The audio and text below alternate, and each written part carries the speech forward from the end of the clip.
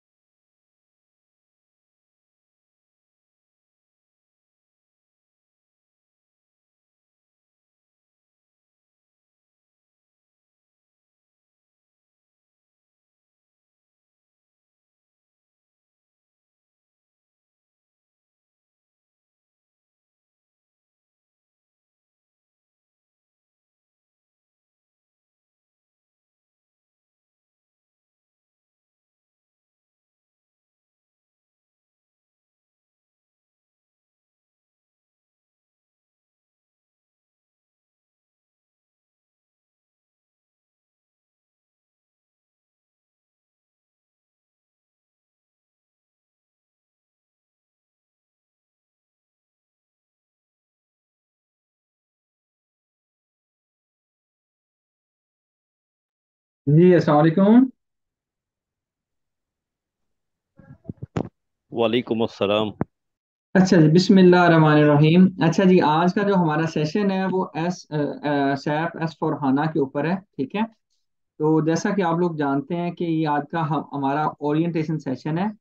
इस सेशन में हम तीन चीज़ें डिस्कस करेंगे मेजरली। नंबर वन, हम डिस्कस करेंगे आपका आपके इंस्टीट्यूट के बारे में। ठीक है, नंबर वन पे। नंबर टू पे हम डिस्कस करेंगे आपके ट्रेनर के बारे में। ठीक है। नंबर थ्री पे हम डिस्कस करेंगे कि हमारा कोर्स कंटेंट क्या है। ठीक है। और उसकी आउटलाइन क्या है। और नंबर फोर के ऊपर आपका क्वेश्चन आंसर सेशन होगा, Q&A। ठीक है। तो सर, इस तरह से हम प्रोसीड करेंगे, तो हम अपने सेशन को स्टार्ट करते हैं। नंबर वन पे हम अल्लाह ताला के नाम से शुरू करते हैं, बिस्मिल्लाह रहमान रहीम। तो जिस मकसद के लिए हम इकट्ठे हुए हैं उसका मकसद है हमारा इल्म हासिल करना। तो हमारी अल्लाह पाक से दुआ है कि अल्लाह पाक हमारे इल्म में इजाफा फरमाए। रब ज़िदनी इल्मा, रब ज़िदनी इल्मा, रब ज़िदनी इल्मा। तो सर, आपको बता दें कि institute of corporate and taxation के प्लेटफॉर्म से आप इस सैप सैप और हाना को सीखेंगे। तो हमारा जो इंस्टीट्यूट है ये कॉर्पोरेट एंड टैक्सेशन की ट्रेनिंग्स के अबाउट लीडिंग इंस्टीट्यूट है। नंबर वन पे हम लोग लीड कर रहे हैं। इसकी वजह यह है कि हम लोग ना सिर्फ ये आपके अकाउंटेंसी के कोर्सेज करवा रहे हैं, बल्कि बेसिकली हमारे जो मेन कोर्सेज हैं वो पाकिस्तान का टैक्स है, आपका यूएस का टैक्स है, यूए का टैक्स है, यूके का टैक्स है, एलएलसी फॉर्मेशन वगैरह का कोर्स है, पाकिस्तान स्टॉक एक्सचेंज है, कनाडा का टैक्स है, एडवांस कॉर्पोरेट लॉज है। तो हम डिफरेंट कोर्सेज में इन्वॉल्व हैं। ठीक है।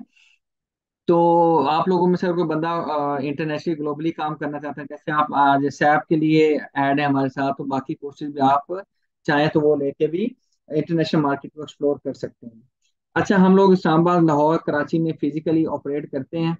तो आप लोगों में से कोई बंदा अगर ऑफिस विजिट करना चाहता है वो भी कर सकता है, लेकिन आज का जो हमारा सेशन है, इस सेशन में हम लोग ऑनलाइन कनेक्ट होंगे, आज के दिन भी और ऑनवर्ड भी। क्योंकि हमारी इन क्लासेस का जो मोड है, सैप की क्लासेस ये ऑनलाइन ही होती है। ठीक है। तो इंस्टीट्यूट ऑफ कॉर्पोरेट टैक्सेशन के बारे में बताएं, लोकेशन का आपको बताया, इसका लीगल स्टेटस बताएं। तो ये फेडरल बोर्ड ऑफ रेवेन्यू के साथ एज अ कंपनी रजिस्टर्ड है, सिक्योरिटी एक्सचेंज के साथ एज अ कंपनी रजिस्टर्ड है, चैम्बर ऑफ कॉमर्स के साथ एज अ कंपनी रजिस्टर्ड है, और इंटेलेक्चुअल प्रॉपर्टी ऑर्गेनाइजेशन के साथ भी हम लोग बकायदा रजिस्टर्ड हैं। ठीक है। उसके बाद आगे जब हम चलते हैं तो हम आपको ट्रेनर की प्रोफाइल के बारे में बताते हैं। तो जो हमारे ट्रेनर हैं उनका नाम मोहम्मद आमिर है। मोहम्मद आमिर साहब के बारे में अगर मैं आपको बताऊं तो माशाल्लाह से वो 15 ईयर्स का एक्सपीरियंस कैरी करते हैं। ठीक है। इनका जो एक्सपीरियंस है वो बेसिकली सैप इम्प्लीमेंटेशन में है, ठीक है। अब सैप इम्प्लीमेंटेशन क्या होती है, ठीक है, या फ्रंट एंड क्या है, बैक एंड क्या है, इसके बारे में आपको सर बताएंगे। सर हमारे साथ सेशन के अंदर मौजूद हैं। जब कोर्स की बारी आएगी तो मैं उनको हैंड ओवर कर दूंगा सेशन को। तो बेसिकली इनका जो इम्प्लीमेंटेशन का सर एरिया है वो टेक्सटाइल सेक्टर भी है, बेवरेजेस भी है, केमिकल सेक्टर्स है। बल्कि इनके पास एक डिवर्सिफाइड किस्म का एक्सपोजर है। तो सारी चीज़ों को शायद माइट भी मेरे लिए पॉसिबल भी नहीं था कि मैं सारी चीज़ों को ये यहाँ पे लिख सकूं। तो स्किम करके मैंने जो मेन मेन पॉइंट्स है वो यहाँ पे लिख दिए हैं। उसके बाद इन्होंने 6 लाइफ साइकिल्स कंप्लीट किए हुए हैं सैप फिको के, ठीक है, इम्प्लीमेंटेशन के। और उसके बाद आपको ये भी बता दें कि इसके जो स्ट्रॉन्ग एक्सपर्टीज हैं ये ना सिर्फ पाकिस्तान में लोगों को ट्रेनिंग दे रहे हैं, बल्कि यूके के, यूएस के, ऑस्ट्रेलिया के, मिडिल ईस्ट के में डिफरेंट इनके सेशंस होते रहते हैं, ठीक है। ये चीज़ आपको तब समझ आएगी जब वो आपको अभी इंशाल्लाह सेशन को स्टार्ट करेंगे। तो आप लोगों के कोर्स की आउटलाइन के बाद जितने भी क्वेश्चन होंगे एक एक क्वेश्चन को हम एड्रेस करेंगे।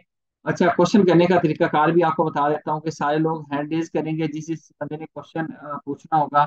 जब वो हैंड रेज करेगा तो वन बाय वन मैं यहाँ से कॉल करता जाऊंगा कि जी लेट्स सपोज कि अभी फलान साहब जी क्वेश्चन पूछें, आप रियाज साहब क्वेश्चन पूछें, आप नासिर साहब पूछें। तो जिन जिन लोग के हैंड रेज होंगे तो हम हर बंदे को अपॉर्चुनिटी देंगे ये, ताकि वो मिक्स अप ना हो जाए चीजें। तो आप सारे लोग क्वेश्चन पूछेंगे, ठीक है। अच्छा जी, अगर हम कोर्स की बात करें तो हमारा जो कोर्स है ये एस फोर हाना के ऊपर है। 1 मंथ इसका जो है वो है अपना कोर्स ड्यूरेशन है। उसके बाद 30 क्रेडिट आवर्स का ये हमारा कोर्स होगा। हमारी 5 दिन हफ्ते में क्लासेस होती हैं, मंडे टू फ्राइडे क्लासेस होंगी। 7:30 से लेकर 8:30 बजे तक हमारा क्लास का टाइम हुआ करेगा, 1.5 घंटे का। ये एवरेज टाइम आपको बता रहा हूँ, इसमें 1.25 घंटे की भी क्लास हो सकती है और 1.5 घंटे की भी क्लास हो सकती है, और इसके बाद आप कह लीजिए कि ये पौने घंटे पे भी जा सकती है, ठीक है। ये डिपेंड करता है आपकी ऑडियंस पे कि आपकी ऑडियंस किस लेवल तक उसको अब्जॉर्व करती है। सबसे फेमस है कि यार आज का जो टॉपिक मैं करवा चुका हूँ ये काफी कॉम्प्लिकेटेड था, तो आज मुझे यहाँ पे कंक्लूड कर देना चाहिए, तो जो आपके ट्रेनर्स है कंक्लूड कर देते हैं, ठीक है। ये एक एवरेज टाइम है। तो उसके बाद सर आपको बता दूं कि ये हमारी प्योरली प्रैक्टिकल ट्रेनिंग होगी, जूम पे हम लेंगे। उसके साथ हम आपको एक आईडी प्रोवाइड करेंगे एज फॉर हाना की, ठीक है। वो हाँ इंस्टीट्यूट आपको प्रोवाइड करेगा, जितने टाइम का कोर्स है हम उतने टाइम में आईडी बाय करके आपको प्रोवाइड करेंगे, ताकि आप साथ साथ जो चीज़ सीख रहे हैं, आपका ट्रेनर आपको समझा रहा है, उस चीज़ को आप बाकायदा से प्रैक्टिस कर सकें, ठीक है। तो इस सिलसिले में फिर जब हम आगे बढ़ते हैं तो फिर हमारे कोर्स के कंटेंट स्टार्ट होते हैं, जिस सिलसिले में आपको हमारे जो सर हैं अपना आमिर साहब वो एक्सप्लेन करेंगे। सर आमिर साहब आप काइंडली प्रोसीड कीजिए सेशन को। अस्सलाम वालेकुम एवरीवन। वालेकुम अस्सलाम। जी कैसे हैं आप? सब खैरियत से हैं? ठीक ठाक हैं? जी तारीफें अल्हम्दुलिल्लाह। तो बिशारा साहब ने आपको करवा दिया। ओवरऑल जो हमारा इस ट्रेनिंग सेशन का जो पर्पस है वो भी उन्होंने एक्सप्लेन कर दिया है। बट चूंकि अभी जो आगे कोर्स कंटेंट की बात हो रही है तो उसको मैं आगे परसू करता हूँ। बेसिकली हम थोड़ा सा इस चीज़ को, बेसिक जो इसका कॉन्सेप्ट है थोड़ा सा उसको अंडरस्टैंड कर लें कि एसएपी क्या चीज़ है और इसकी एफआई और सीओ उनका क्या ताल्लुक है, और आपस में इनको अगर मिलाया जाए तो ये फीको बन जाता है। मीन्स कि F I C O module है बेसिक पूरा है, ठीक है। अगर इनको सेपरेट सेपरेट किया जाए तब भी ये सेपरेट दो मॉड्यूल्स हैं, बट ये अगर इकट्ठे होते हैं तो इनकी एक स्ट्रेंथ बनती है।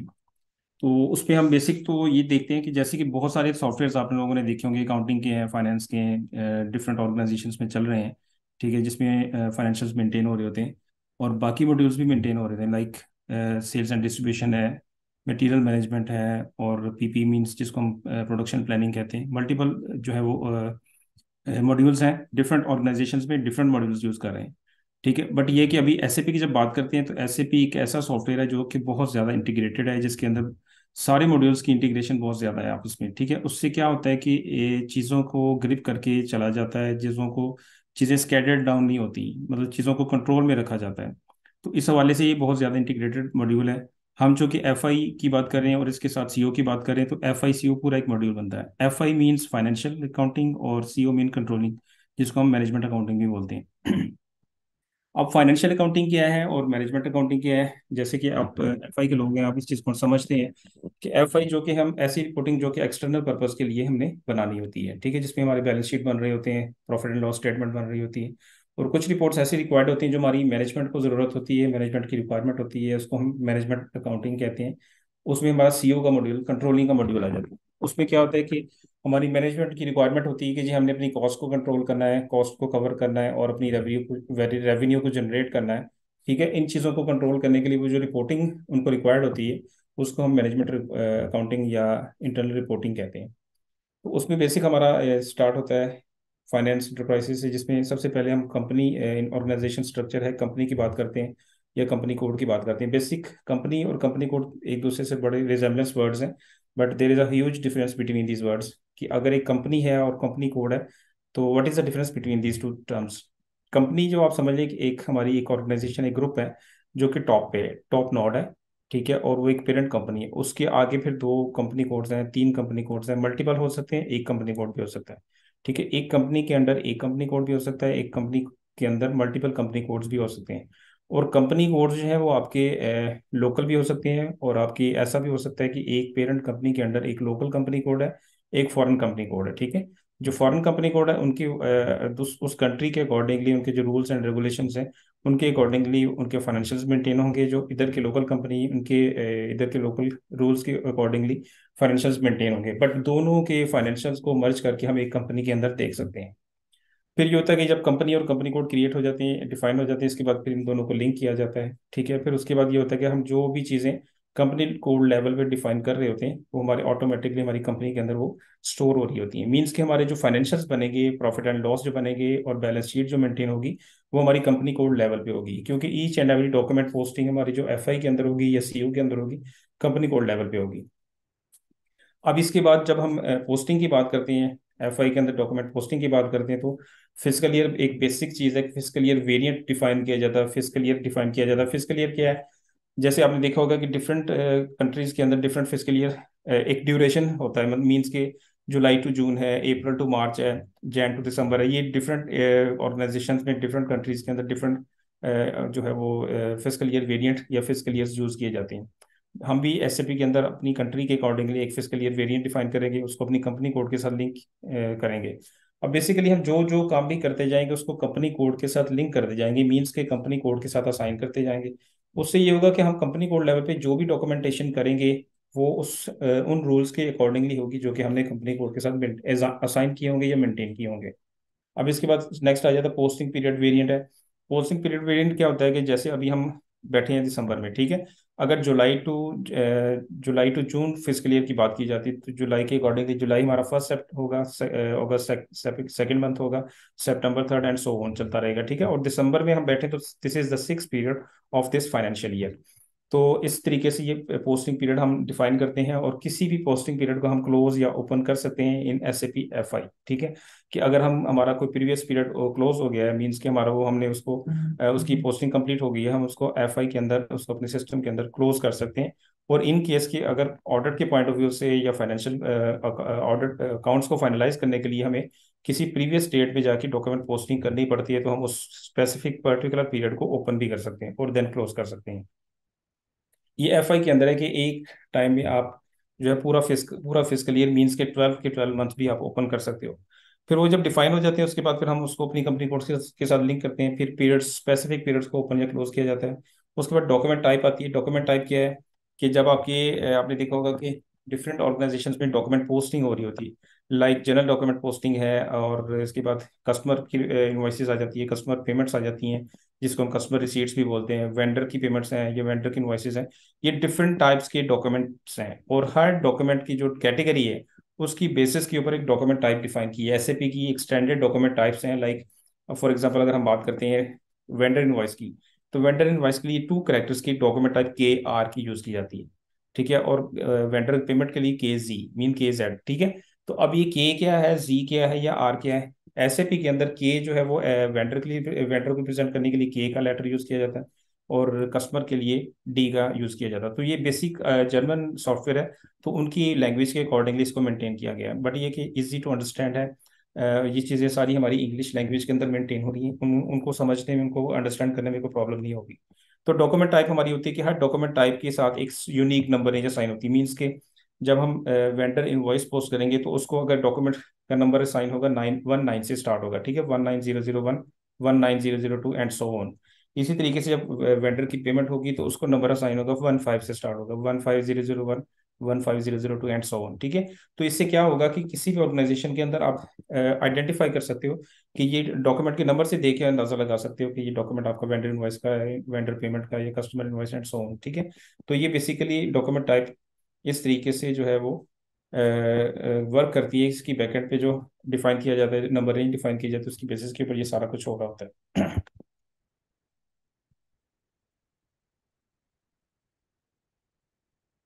अच्छा, उसके बाद चार्ट ऑफ अकाउंट आ जाता है। हमारा चार्ट ऑफ अकाउंट क्या होता है कि जैसे नंबर ऑफ जीएल्स है, जीएल्स की लिस्ट है जिसके अंदर डिफरेंट आपके जीएल्स होते हैं, लाइक एक्सपेंस के जीएल्स हैं, सेल्स के हैं, एसेट के हैं, और मैं डिफरेंट अकाउंट एग्रो ग्रुप की से आईडी ली। डिफरेंट अकाउंट ग्रुप से ताल्लुक रखने वाले जीएल्स हम जो क्रिएट करते हैं, और फिर उन्हीं जीएल्स के अंदर डॉक्यूमेंट पोस्टिंग होती है। मीन्स के जब कोई भी एफआई की एंट्री पोस्ट होती है तो एक जीएल, एक अकाउंट डेबिट होता है, दूसरा क्रेडिट होता है। अब एक ही टाइम में आपकी एंट्री के अंदर दोनों जीएल्स भी हो सकते हैं, और सम टाइम एक जीएल, दूसरा कस्टमर, और सम टाइम वेंडर होगा। ठीक है। मीन्स कि आपकी दो line items double entry system होगा कि जिसके अंदर एक चीज डेबिट हो रही है और उसके अगेंस्ट दूसरी क्रेडिट हो रही है। तो ये सारी चीजें चार्ट ऑफ अकाउंट के अंदर हमारे जीएल्स मेंटेन होते हैं, और उनकी जीएल्स की क्रिएशन के ऊपर उनका एक मास्टर डाटा क्रिएट होता है, देन उनके अंदर ट्रांजैक्शनल डाटा पोस्ट होता है। जब भी हम मास्टर डाटा की बात करते हैं तो आप एसेट एसएपी के अंदर या अदर देन एसएपी भी अगर बात करते हैं तो सबसे पहले आप देखते हैं कि किसी भी चीज़ का मास्टर डाटा क्रिएट होता है, मीन्स के कोड क्रिएट होता है, कोई अकाउंट क्रिएट होता है। अगर आपने किसी कस्टमर के साथ या vendor supplier, vendor mean supplier के सप्लायर के साथ आपने बिजनेस करना है, तो आप सबसे पहले अपने सिस्टम के अंदर उसका एक कोड, उसका एक नेम, और उसका पूरा एक सेटअप, उसकी इंफॉर्मेशन, उसका कॉन्टैक्ट नंबर वगैरह सारा कुछ ऐड करते हैं। उसको हम कहते हैं अकाउंट क्रिएट करना, जिसको हम एसएपी की लैंग्वेज के अंदर मास्टर डाटा क्रिएट करना कहते हैं।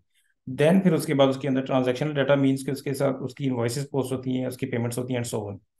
तो ये चीज़ें होती हैं, ये सारी की सारी हमारी चार्ट ऑफ अकाउंट के अंदर जो है वो डिफाइन हो रही होती है, जिनके अंदर जीएल्स क्रिएट होते हैं। इसके बाद फिर हमारा एक रिटेन अर्निंग का एक कॉन्सेप्ट है जो कि हमारे चार्ट ऑफ अकाउंट के अंदर ही होता है, एक जीएल होता है। बेसिकली जब फाइनेंशियल क्लोजिंग होती है तो हमारे प्रॉफिट एंड लॉस के जितने भी जीएल्स होते हैं उनका सारों का बैलेंस जो होता है, मीन्स के उनका नेट होके नेट प्रॉफिट निकलता है या लॉस निकलता है, वो रिटेन अर्निंग के जीएल के अंदर ऐड हो जाता है in the next physical year. But जो बैलेंस शीट की जीएल्स होती हैं उनके बैलेंसेस जो है वो as it is carry forward हो जाते हैं to the next physical year. और बट पीएनएल के जो कि प्रॉफिट एंड लॉस के जो जीएल्स होते हैं, एक्सपेंस के एंड सेल्स के एंड रेवेन्यू के सारे के सारे जीएल्स के बैलेंसेस जीरो हो जाते हैं, और उन सारों का नेट एक जीएल के अंदर ट्रांसफर हो जाता है, जिसको रिटेन अर्निंग अकाउंट कहते हैं। इसके बाद फिर creation of field status variant है। फील्ड स्टेटस वेरिएंट क्या है? मल्टीपल, आप यहाँ पे टर्म्स देखेंगे, मल्टीपल कॉन्सेप्ट्स हैं उनके। ठीक है। और अगर हम इसको एक एक चीज़ को अगर ब्रीफ करना चाहें तो उसमें भी एटलीस्ट 2 to 3 आवर्स लग सकते हैं। बट ये कि मैं अभी आज जनरल ओवरव्यू दे रहा हूँ आप लोगों को थोड़ा सा, ताकि बेसिक की अंडरस्टैंडिंग हो कि हम किस तरीके से किन किन चीज़ों को कवर करेंगे। तो आज का जो ओवरव्यू होगा उसमें बहुत सारी चीज़ें हो सकता है आप लोगों को क्लियर ना हो, क्योंकि एक क्लास में ये सारी चीज़ें डिफाइन नहीं की जा सकती और ना ही अंडरस्टैंड की जा सकती। जिनको अंडरस्टैंड करने में सालों साल लग जाते हैं, उनको एक क्लास में या 2 क्लासेस में कवर करना या समझना मुश्किल होता है। बट ये है कि मैक्सिमम चीज़ों को हम देखते हैं ताकि थोड़ा सा अंडरस्टैंडिंग जितनी डेवलप हो सकती है वो डेवलप हो। तो फील्ड स्टेटस वेरिएंट होता है कि हमारी जो फील्ड्स होती हैं, जब स्क्रीन आपके सामने होगी तो आपको अंडरस्टैंडिंग होगी, जब आप खुद काम करेंगे तो ज़्यादा अंडरस्टैंडिंग होगी कि फील्ड किसको कहते हैं और उसके स्टेटस जो है उसका स्टेटस क्या होता है। फील्ड्स का स्टेटस होता है कि अभी हम जब डॉक्यूमेंट पोस्ट करें तो कुछ फील्ड्स ऐसी होती हैं जो कि हमें मैंडेटरी मिलती हैं कि उनको हमें लाजमी फिल करना होता है। जैसे आपने कभी फॉर्म फिल किया हो किसी चीज़ का, तो उसमें कुछ ऐसे होते हैं ऑप्शंस होते हैं जो कि मैंडेटरी होते हैं, आपने ये एंट्री लाजमी लिखनी है, ये वर्ड या ये इन्फॉर्मेशन आपने लाजमी लिखनी है। ठीक है। और कुछ ऐसे होते हैं जो ऑप्शनल होते हैं कि वो आप लिखें ठीक है, नहीं लिखें तो कोई मसला नहीं। एसएपी के अंदर भी ऐसा ही होता है। कुछ फील्ड्स डॉक्यूमेंट पोस्टिंग में या जनरल लेजर क्रिएशन में या मास्टर डाटा क्रिएशन में कुछ ऐसी फील्ड्स होती हैं जो कि आपको मैंडेटरी होती हैं, आपको लाजमी फिल करनी होती है, और कुछ ऐसी होती हैं जिनको फिल करने से कोई फर्क नहीं पड़ता, ना करें कर लें तब भी कोई इशू नहीं। फिर टॉलरेंस ग्रुप का एक कॉन्सेप्ट है कि जब हम कोई डॉक्यूमेंट पोस्टिंग करते हैं एम्प्लॉय लेवल पे, जी लेवल पे या कस्टमर वेंडर लेवल पे, तो हम टॉलरेंस ग्रुप डिफाइन करते हैं, और उन ग्रुप्स के अकॉर्डिंगली जो यूजर होता है, एसएपी का जो एंड यूजर होता है, उसको डॉक्यूमेंट पोस्टिंग के लिए एक लिमिट असाइन कर दी जाती है कि आप इससे ज्यादा अमाउंट पर तक का डॉक्यूमेंट पोस्ट नहीं कर सकते, या ईच लाइन आइटम के अंदर आप मैक्सिमम इतनी अमाउंट से ज्यादा लाइन आइटम ऐड नहीं कर सकते। और उसके बाद फिर जेल की क्रिएशन होती है। हमारा एक जैसे कि चार्ट ऑफ अकाउंट के अंदर जेल डिफाइन किए जाते हैं, उसके अंदर तो हम जस्ट नंबर रेंज बता देते हैं, बट उनकी क्रिएशन होती है, एक सेपरेट टी कोड होता है। टी कोड कहते हैं ट्रांजैक्शनल कोड। एसएपी के अंदर हर स्क्रीन के ऊपर जाने के लिए एक कोड होता है, एक ट्रांजैक्शन कोड उसको कहते हैं। तो इसका भी एक टी कोड होता है FS00, जिसमें हम जीएल की क्रिएशन करते हैं। वो एक बड़ा इंटरेस्टिंग और टॉपिक भी है, और बड़ा एक टेक्निकल और अंडरस्टैंड करने वाला टॉपिक है। फिर जब जीएल क्रिएट हो जाती है तो उनको आप उसमें डॉक्यूमेंट पोस्टिंग हो जाती है। तो इन केस अगर आप कहते हैं कि जी हमने जीएल गलत क्रिएट कर लिया, आप इसको हमें डिलीट कर देते हैं, तो ऐसा पॉसिबल नहीं है। एसएपी के अंदर मास्टर डाटा आप डिलीट नहीं कर सकती, उसको ब्लॉक अनब्लॉक किया जा सकता है, बट उसको आप डिलीट नहीं कर सकते। फिर डॉक्यूमेंट पोस्टिंग होती है जिसके अंदर हमारे जनरल लेजर की अकाउंटिंग पोस्टिंग होती है, और customer invoices, customer vendor invoices और पेमेंट्स पोस्टिंग होती है। फिर एसेट की ट्रांजैक्शन होती है। ये सारी की सारी इनको हम डॉक्यूमेंट पोस्टिंग में कंसिडर करते हैं। फिर डॉक्यूमेंट पार्किंग का कॉन्सेप्ट है। पार्किंग ये होती है कि आप एक डॉक्यूमेंट को पोस्ट करने के अंदर दो या दो से ज़्यादा लोग इन्वॉल्व हैं। इनिशियल जो जूनियर पर्सन है वो उस डॉक्यूमेंट को पार करेगा, मीन्स कि उसको पोस्ट नहीं करेगा, और जो नेक्स्ट ऑथराइज पर्सन है जो उसको व्यू करेगा, उसको चेक करेगा, और रीचेक करने के बाद उसको पोस्ट करेगा। अगर उसमें कोई चीज़ रिक्वायर्ड होगी तो उसको अपडेट करेगा, उसको एडिट करेगा, और देन अगर कोई चीज़ प्रोसेस करने वाली या चेंज करने वाली नहीं है तो उसको पोस्ट कर देगा। तो मेन डिफरेंस पार्क डॉक्यूमेंट में और पोस्ट डॉक्यूमेंट में ये होता है कि पार्क डॉक्यूमेंट का फाइनेंशियल इफेक्ट नहीं होता, लेजर के अंदर इसका फाइनेंशियल इफेक्ट नहीं आता, इसको हम डिलीट कर सकते हैं। बट अगर एक डॉक्यूमेंट पार्क से पोस्ट में कन्वर्ट हो जाता है तो उसको हम डिलीट नहीं कर सकेंगे, उसको हमें रिवर्स करना होगा, ठीक है। और उसका फाइनेंशियल, पोस्ट डॉक्यूमेंट का फाइनेंशियल इफेक्ट भी लेजर में शो होता है। बट जब हम इसको रिवर्स करते हैं तो उसका फाइनेंशियल इफेक्ट तो जीरो हो जाता है, बट लाइन आइटम्स हमेशा सिस्टम में शो होती हैं, लेजर में हमेशा शो होती हैं। तो ये पोस्टेड डॉक्यूमेंट से पहले पार का कॉन्सेप्ट इसलिए दिया गया कि आपका जो लेजर होता है वो नीट एंड क्लीन रहे, उसमें कोई ऐसी लाइन, एक्स्ट्रा लाइन आइटम्स या अननेसेसरी लाइन आइटम्स ना हो जो कि आपको किसी वजह से रिवर्स करनी पड़ जाती हैं, ठीक है। फिर डिफरेंस हमारी रिपोर्ट्स होती हैं, टी कोड्स होते हैं लेजर को बैलेंस करने के, उनके बैलेंसेस देखने के लिए, जीएल के, कस्टमर के, वेंडर के बैलेंसेस देखने के लिए डिफरेंट टी कोड्स है। वो भी इंशाल्लाह हम जब चलेंगे सेशन को लेके तो उसमें साथ साथ चीज़ें देखते रहेंगे। फिर रिवर्स होता है डॉक्यूमेंट के, हम एक इंडिविजुअल रिवर्सल होती है जिसमें एक टाइम में एक डॉक्यूमेंट रिवर्स होता है, और एक मैस रिवर्सल होती है जिसके अंदर एक टाइम में मल्टीपल डॉक्यूमेंट्स को आप एक ही स्क्रीन से एट अ टाइम रिवर्स कर सकते हैं। अकाउंट्स पेबल आ जाता है हमारा। अकाउंट्स पेबल में मींस कि हमारे जो वेंडर्स या सप्लायर का जितना भी डाटा होता है वो सारी सारी चीज़ें हमारी मास्टर डाटा से लेके ट्रांजैक्शन डाटा पोस्ट होने तक, फिर उसके बाद ऑनवर्ड जितनी भी हमारी ट्रांजैक्शन हो रही होती हैं सारी की सारी इसमें पोस्ट हो रही होती हैं। आप लोगों की तरफ से रिप्लाई नहीं आ रहा, आवाज़ नहीं आ रही, मैंने कहा सुन रहे हैं सब लोग? जी जी सर, सुन रहे हैं, बिल्कुल सुन रहे हैं। ओके जी ओके। जी बिल्कुल सुन रहे हैं सर, आप बिल्कुल कंटिन्यू करें। खामोशी, बिल्कुल खामोशी चाहिए, जी मुझे जी लगा बिल्कुल शायद मैं सुन रहे हैं अकेले आप। ही हूँ। ओके ओके, ठीक है। तो अकाउंट्स रिसीवेबल पेबल में सप्लायर्स जो होते हैं, मीन सप्लायर जिनसे हम प्रोडक्ट्स लेते हैं, मटेरियल्स परचेज करते हैं, वो उनको हम वेंडर का नाम भी दिया जाता है और सप्लायर्स का नाम भी दिया जाता है। तो उनके भी अकाउंट ग्रुप्स क्रिएट होते हैं। अकाउंट ग्रुप्स के क्या होते हैं बेसिकली, जैसे जीएल के अंदर हमने ये देखा था कि एसेट का अकाउंट ग्रुप होगा, लाइबिलिटीज का अकाउंट ग्रुप होगा। सिमिलरली बाकी अकाउंट ग्रुप्स हमारे जो होते हैं एक्सपेंस के, रेवेन्यू के, सेल्स के। सेम वैसे ही वेंडर के अंदर भी हमारे अकाउंट्स ग्रुप डिफाइन होते हैं। लाइक कुछ वेंडर्स हमारे लोकल के होते हैं, कुछ फॉरेन के होते हैं। Okay voice is okay sir, voice is okay. Okay okay. तो उसमें ये होता है कि हम वेंडर्स के भी अकाउंट ग्रुप्स डिफाइन करते हैं। कुछ वेंडर्स हमारे लोकल के होते हैं, कुछ फॉरेन के होते हैं, कुछ हमने डिफाइन किए होते हैं जो कि वन टाइम वेंडर्स होते हैं जिनसे हम ज़्यादा बिजनेस नहीं करते। मतलब इस डिफरेंट कैटेगरीज के बिजनेस वेंडर्स होते हैं। जितनी टाइप के वेंडर्स होंगे उतनी ही उनके अकाउंट ग्रुप्स बन जाएंगे, ठीक है। और आगे फिर उनकी पोस्टिंग्स होती हैं, इनवॉइस पोस्ट होती है, पेमेंट्स पोस्ट होती है। पेमेंट के आगे डिफरेंट सिनेरियोज हैं कि डाउन पेमेंट भी कर देते हैं, मींस के एडवांस पेमेंट, कि वेंडर को हम कुछ एडवांस पेमेंट कर देते हैं, बाद में उसकी इनवॉइस आती है, फिर उसमें से डिडक्शन होने के बाद रिमेनिंग अमाउंट उसको पे कर दी जाती है। और उसके बाद फिर फुल पेमेंट होती है। समटाइम कुछ इनवॉइसेस की हम फुल पेमेंट करते हैं, कुछ की पार्शियल, एंड कुछ की रेजिडुअल पेमेंट्स होती है। पार्शियल रेजिडुअल का पेमेंट का कॉन्सेप्ट भी एक कॉम्प्लिकेटेड तो नहीं कह सकते, बट ये कि एक नई टर्म है, एक नई चीज़ है। आप लोगों के लिए अंडरस्टैंड करने के लिए एक नया कॉन्सेप्ट आप लोगों को इसमें मिलेगा। उसके बाद फिर इनपुट टैक्स और आउटपुट टैक्स की बात करते हैं। इनपुट टैक्स जाके हमारा परचेजेस के टाइम पे होता है, वेंडर इनवॉइस के टाइम पे होता है। आउटपुट टैक्स आगे हमारा अकाउंट्स रिसीवेबल में होता है।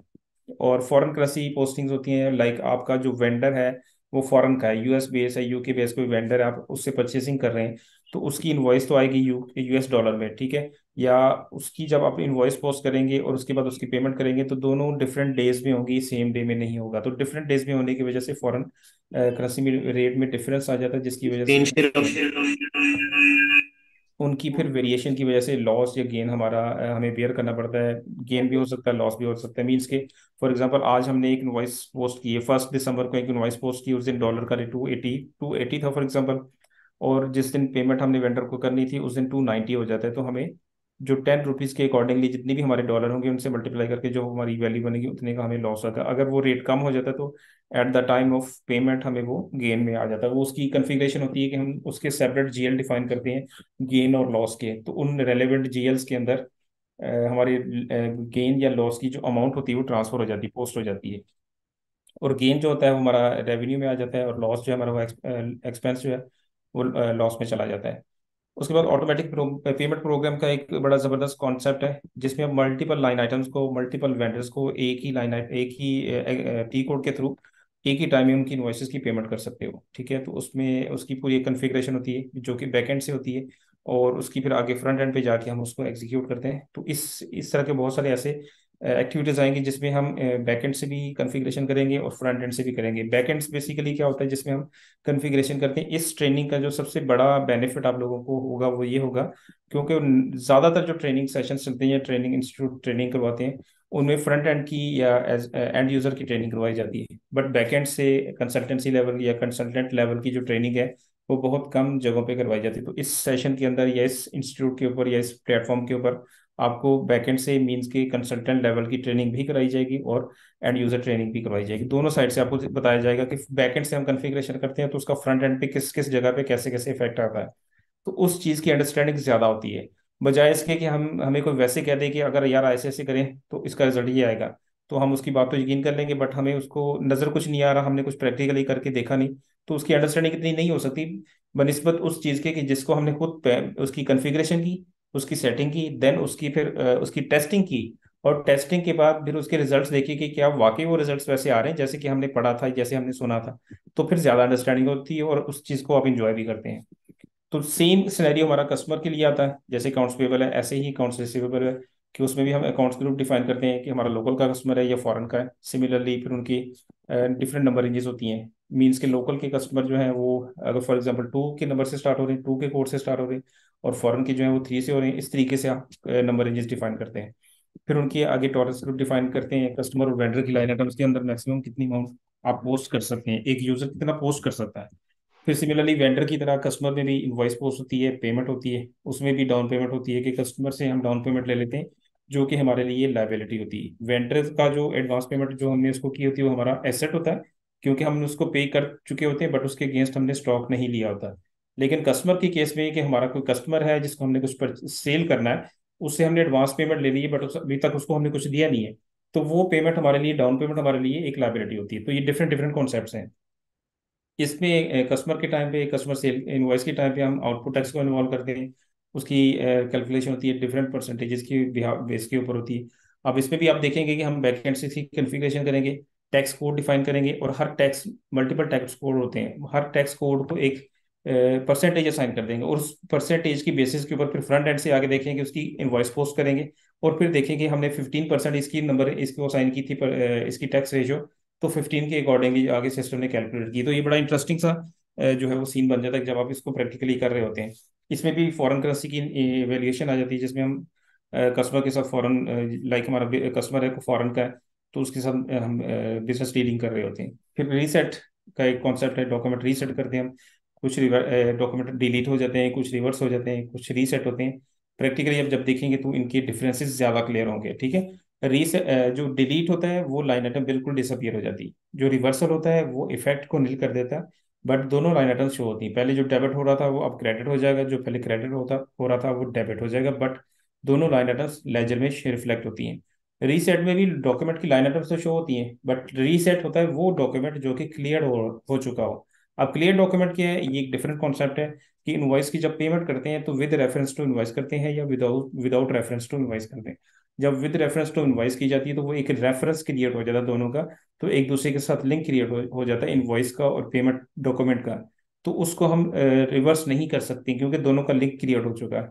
तो हमें पहले दोनों को लिंक दोनों का खत्म करना होगा, उसके लिए हम डॉक्यूमेंट को रीसेट करते हैं, देन फिर हम इंडिविजुअली इंडिविजुअली दोनों को रिवर्स करते हैं। उसके बाद बैंक अकाउंटिंग है। बैंक के अंदर जिस तरह हम हाउस बैंक एक क्रिएशन करते हैं, एक हाउस बैंक का कॉन्सेप्ट है। मीन्स के जैसे एक कोई भी बैंक है, आपका मिजान बैंक है, बैंक अल फलाह है, उसमें हमारी कंपनी का एक अकाउंट है, तो हमारे हमने अपने एसएपी सिस्टम के अंदर बैंक अल्फला का या मेज़ान का या किसी भी बैंक का एक हाउस बैंक मीन्स के एक बैंक क्रिएट कर लेना। वो जो उधर बैंक है वही हमने अपने सिस्टम में क्रिएट कर लेना। उसमें फिर हमने इनकमिंग पेमेंट्स भी करनी है, आउटगोइंग पेमेंट्स भी करनी है, पेमेंट्स करनी है, कस्टमर से रिसीट भी आनी है और पेमेंट करनी भी है। हमने अपने एसएपी सिस्टम के अंदर भी लेजर्स को मेंटेन करना और उनके बैलेंसेस हमारे बैंक स्टेटमेंट के बैलेंस के इक्वल होने चाहिए। तो ये इसके लिए हम हाउस बैंक का कॉन्सेप्ट देते हैं। उसके बाद फिर बैंक की एक होती है, बैंक की जो है वो आपकी बैंक की बेस के ऊपर होती है, कंट्री लेवल पे होती है। और उसके बाद फिर चेक लॉट क्रिएट करते हैं, मीन्स के चेक की एक चेक बुक हम एसएपी के अंदर क्रिएट कर देते हैं। और वेंडर्स को हम अपने चेक खुद इश्यू करते हैं, उनकी प्रिंट होते हैं, ठीक है, और उनकी प्रिंटिंग के बाद फिर वो बैंक में प्रेजेंट होते हैं। But with the consultation of bank, हमारी म्यूचुअल अंडरस्टैंडिंग, बैंक और कंपनी की म्यूचुअल अंडरस्टैंडिंग के साथ ये चेक्स इस तरीके से प्रिंट होते हैं, उनकी नंबर रेंज हम एसएपी के अंदर डिफाइन करते हैं। फिर बैंक रिकंसिलिएशन स्टेटमेंट का एक बड़ा ज़बरदस्त कॉन्सेप्ट है, जिसमें हमारी जो एसएपी सिस्टम के अंदर जो ट्रांजैक्शंस होती हैं, ये सारी की सारी हमारी बैंक स्टेटमेंट के साथ रिकंसाइल हो जाती हैं। और हमारी बैंक स्टेटमेंट का जो बैलेंस है वो हमारे एसएपी के अंदर जो हम डिफरेंट जीएल्स डिफाइन करते हैं उनके बैलेंसेस की इक्वल होना चाहिए। अगर नहीं है तो इट्स मीन कि कोई एंट्री मिसिंग है इधर से या उधर से, ठीक है। तो रिकंसिलिएशन में हमें वो चीज़ क्लियर हो जाती है कि कौन सी एंट्री मिसिंग है, कितनी अमाउंट का डिफरेंस है और वो किस वजह से है, तो उससे फिर आइडेंटिफाई हो जाता है कि कौन सी एंट्री मिसिंग है। उसके बाद फिर एक कैश जर्नल का कॉन्सेप्ट है। कैश जर्नल में हम क्या करते हैं, जैसे कि आप इसकी एग्जांपल ऐसी है, जैसे आपका एक वॉलेट है जिसके अंदर कैश है आपके पास, ठीक है, आपने कैश में पेमेंट करनी है, कैश में ही रिसीट करनी है। कस्टमर ने आपको पेमेंट करनी है वो भी कैश में करनी है, चेक में नहीं करनी, ट्रांसफर नहीं कर रहा, आपको कैश दे रहा है। और आप भी जो एक्सपेंस कर रहे हैं या आप वेंडर को किसी को दे रहे हैं तो वो भी आप कैश में ही दे रहे हैं। तो उसके लिए एसएपी जो है आम जीएल्स को यूज नहीं करता, बल्कि एक सेपरेट मॉड्यूल है उसका जिसको हम कैश जर्नल कहते हैं। उसके अंदर सारी की सारी ट्रांजैक्शन आपकी कैश की होती है, कैश इन हो रहा है, कैश आउट हो रहा है, ठीक है। तो वो एक सेपरेट मॉड्यूल है, उसके अंदर हम बिजनेस ट्रांजैक्शंस क्रिएट करते हैं और उनकी बेसिस के ऊपर कैश को पे भी करते हैं, कैश रिसीव भी करते हैं।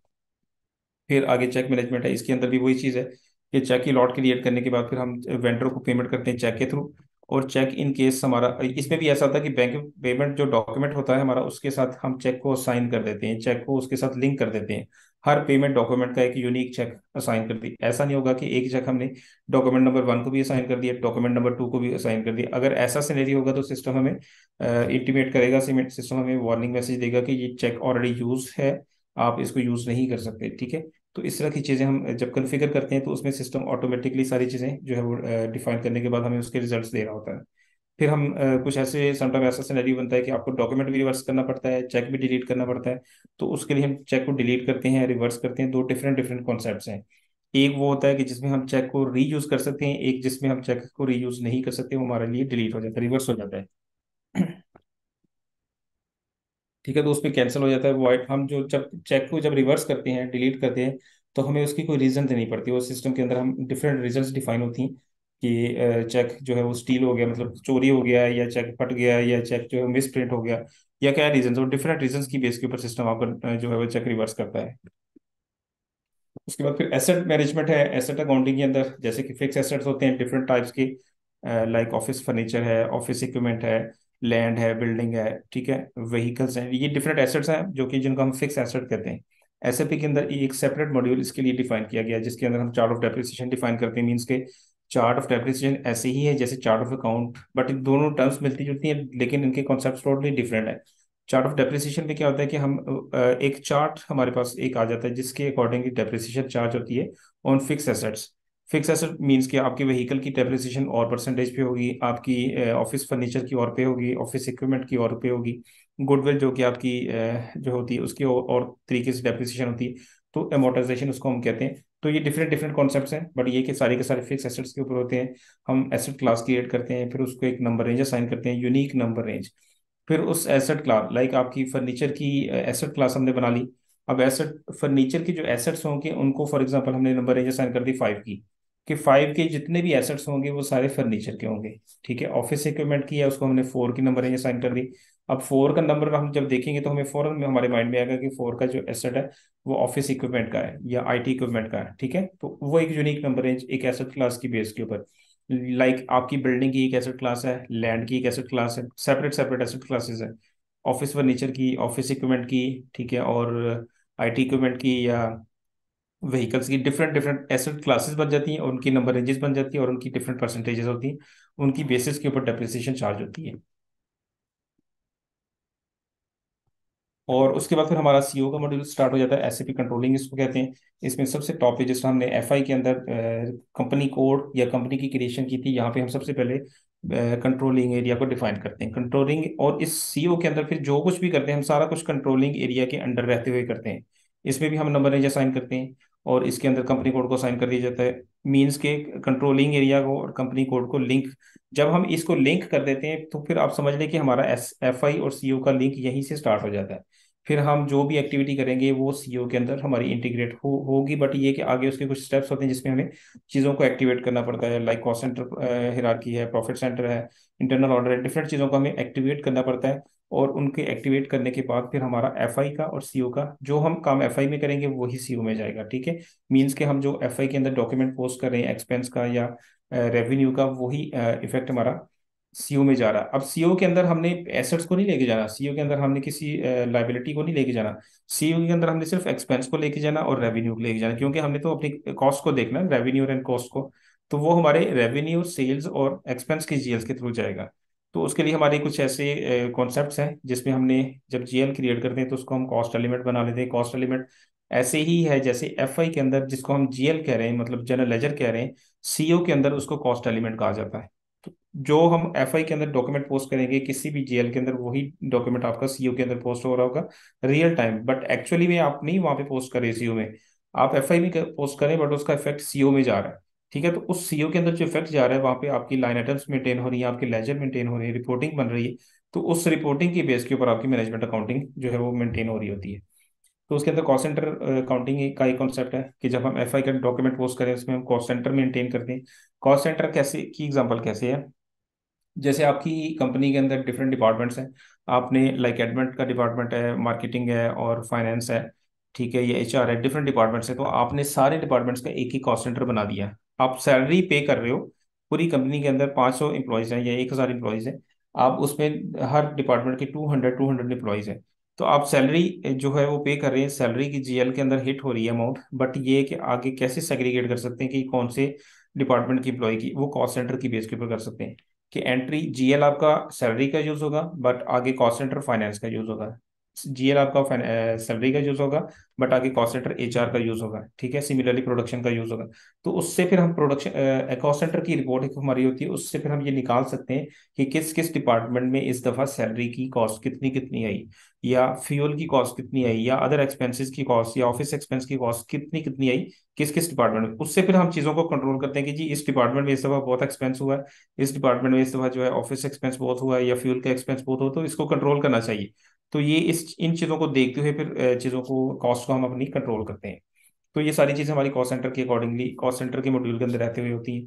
फिर कॉस्ट सेंटर एक हायरार्की में मेंटेन करते हैं जिसके अंदर पूरे कंपनी के अंदर जितने भी कॉस्ट सेंटर्स होते हैं सारे हमारे सामने एक लिस्ट के अंदर शो हो रहे होते हैं।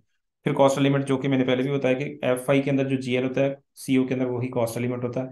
दो तरह के कॉस्ट एलिमेंट होते हैं, एक प्राइमरी कॉस्ट एलिमेंट होता है, एक सेकेंडरी होता है। प्राइमरी वो होता है जो एफआई से सीओ के अंदर कॉस्ट को लेके जाता है, और सेकेंडरी वो होता है जो सीओ से सीओ के अंदर ही कॉस्ट को रखता है। वो आपकी इफेक्टिव ओवरहेड वगैरह और इस तरह की एफओएच वगैरह होती हैं, इस तरह की चीजें होती हैं जो कि सीओ के अंदर ही कॉस्ट को एक जगह से दूसरी जगह पे लेके जा रहे होते हैं। फिर कैश क्रिएशन करते हैं हम कॉस्ट एलिमेंट की, वो भी एक सेपरेट कॉन्सेप्ट है जिसके अंदर हम एफआई की जीएल को कॉस्ट एलिमेंट बना रहे होते हैं। देन है internal order accounting. Internal order accounting का कॉन्सेप्ट एक एग्जांपल से मैं बताता हूँ कि जैसे आपके ऑफिस में कोई कोई सेमिनार है या कोई फंक्शन है, या कोई एक चलें कोई फंक्शन ले लेते हैं, ये रमजान और मुबारक का महीना आ गया है, तो पूरे रमजान का जो है वो एक्सपेंस उन्होंने कहा जी कि आप एक इंटरनल ऑर्डर बना लें, रमजान के नाम से इंटरनल ऑर्डर बना लें। और उसमें देखें कि डेली हम एम्प्लॉयज़ को जो है वो अफ्तारी करा रहे हैं, उनको सैलरी भी दे रहे हैं, उनके जो भी एक्सपेंसेस है वो एट द एंड हम देखेंगे कि इस महीने में हमारे रमजान और मुबारक का जो ऑर्डर बनाया था उसमें कितना एक्सपेंस होगा। ठीक है, उसको फिर हमें एक सेपरेट, आप समझ लें कि एक सेपरेट हमारा एक ऑर्डर बन जाएगा जिससे हमें अपनी कॉस्ट का पता चल जाएगा कि इस फंक्शन के ऊपर या इस इवेंट के ऊपर या इस जो है वो जो भी हमारा प्लान था उसके ऊपर कितना हमारा एक्सपेंस आया। सिमिलरली अगर आपने कोई इंस्ट्रक्शन कंस्ट्रक्शन करनी है, कोई रेनोवेशन करनी है, तो उसके लिए आप एक इंटरनल ऑर्डर सिस्टम के अंदर क्रिएट कर लेते हो। लाइक आपने अपनी ऑफिस की कुछ रेनोवेशन करनी है तो उसका एक ऑर्डर क्रिएट करके उसके सारे एक्सपेंसेस उस ऑर्डर में पोस्ट करते जाते हैं। डॉक्यूमेंट आपका एफआई का ही पोस्ट हो रहा है बट उस पोस्टिंग के टाइम आप इंटरनल ऑर्डर का एक कोड होता है वो उसमें ऐड करते जाएंगे, जिस तरह के कॉल सेंटर का कोड होता है।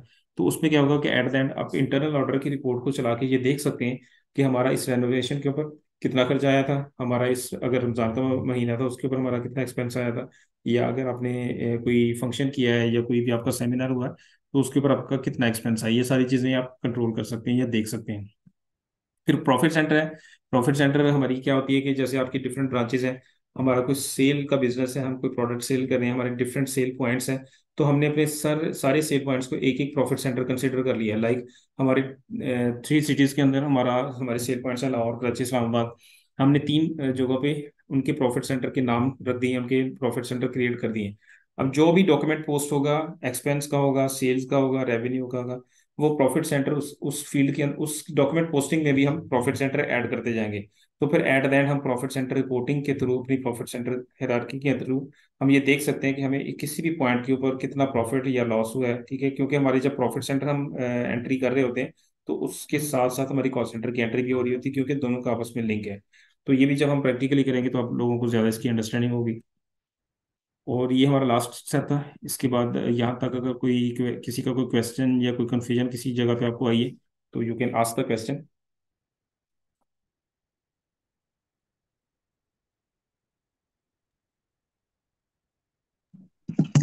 अस्सलाम वालेकुम सर। वालेकुम सलाम। सर मेरा नाम आशिक अली है। और माशाल्लाह सर, तमाम बेहतरीन डेमो दिया आपने। और हम्म, मुझे आपसे ये थोड़ा पूछना था कि ये जो आउटलाइन बनी हुई है इसमें एक मेरे ख्याल से तो एक मेन हेडिंग है या एक मेन टॉपिक था, वो शायद विथहोल्डिंग टैक्स का होता है। जी वो जी। शायद आप शायद इसमें मिस कर गए हैं, हम्म। या फिर वो कोर्स की वो आउटलाइन नहीं है। नहीं, अगर क्योंकि इन जैसे केस कोई चीज, इन केस की अगर कोई चीज मिस हुई है तो वो उसकी रीजन मैंने बीच में एक दफा थोड़ी सी एक्सप्लेन की थी कि ईच एंड एवरी लाइन को थोड़ा सा पढ़ना या उसको रीड करना थोड़ा मुश्किल होगा, क्योंकि ये तो वो चीज़ है जो पूरे हमने साल में कवर करते होते हैं या पूरे 6 महीने में करते हैं, या इवन कि हमने एक महीने में कवर करनी। तो एक दिन में या एक एक घंटे की क्लास में या आधे घंटे की क्लास में हम उसको वो सारी लाइन्स को नहीं पढ़ सकते ना। मे भी बीच में से कुछ चीजें कवर जो है वो स्किप हो गई हों। बट मैं किसी भी हेडिंग का जनरल कॉन्सेप्ट जो है ना, मतलब मीन्स के जैसे कॉस्ट सेंटर अकाउंटिंग है, प्रॉफिट सेंटर अकाउंटिंग है, या जनरल लेजर अकाउंटिंग है, उसके जनरल जनरल कॉन्सेप्ट मैंने आप लोगों को दिए हैं। बीच में से मे भी कोई चीज, कोई एक पॉइंट आधा पॉइंट जो है वो आगे पीछे हो गया हो। सर मेरा कहने का मतलब कि वो आपके यानी कि इस आउटलाइन में मौजूद नहीं थी। क्योंकि विद होल्डिंग। मैंने यानी कि विथ होल्डिंग टैक्स, ओके। जैसे अगर कि हम सैलरी वगैरह दे रहे होते हैं स्टाफ वगैरह को, तो फिर वहां पे भी एक डिडक्शन हो रही होती है सर्टेन लिमिट की ना। जी जी। इनकम टैक्स हो गया जैसे। जी जी तो ठीक है। ये चीजें थोड़ी मिसिंग होती हैं, शायद यहाँ मिस हो की गई है। अच्छा, और सर दूसरी यानी कि एक आउटलाइन से हटके एक थोड़ी यानी कि जनरल क्वेश्चन है कि जब हम कंप्लीट कर जाएंगे ये सेशंस वगैरह, तो उसके बाद ये शायद हमें कोई इम्प्लीमेंटेशन करनी होती है सेप कोर्स की। ये कोई बात सर्टिफिकेशन सच है? होती है। हाँ जी, वो सर्टिफिकेशन होती है, वो एक एग्जाम होता है, इंटरनेशनल एग्जाम होता है, इंटरनेशनल सर्टिफिकेशन कहते हैं उसको ना। तो उसके लिए आप किसी भी इंटरनेशनल जो कंसल्टेंसी फर्म है, जो इम्प्लीमेंटेशन पार्टनर है या एसएपी एजुकेशनल पार्टनर है, डिफरेंट कंपनीज हैं, ठीक है, उनके थ्रू आप एग्जाम दे सकते हैं, आप उसमें अपियर हो सकते हैं, और उसमें फिर आपका अगर आप उसमें क्लियर कर जाते हैं, आपका टेस्ट पास कर जाते हैं, तो फिर आपको एक सर्टिफिकेट मिलता है।